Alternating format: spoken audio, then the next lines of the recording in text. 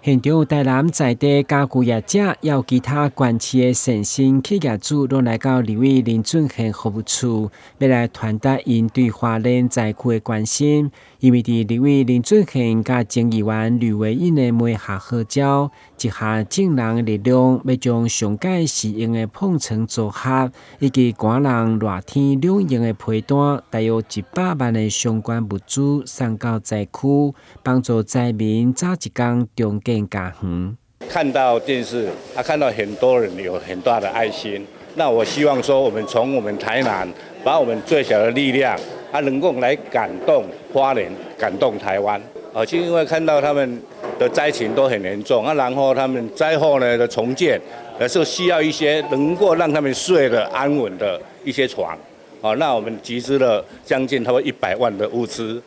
来赞助我们花莲的乡亲。都要50周啦。床垫还有床底，以及冬夏两用的棉被200件200套，总价值我看是超过100万了然后有爱困霸床垫这也是我们非常知名的品牌爱困霸床垫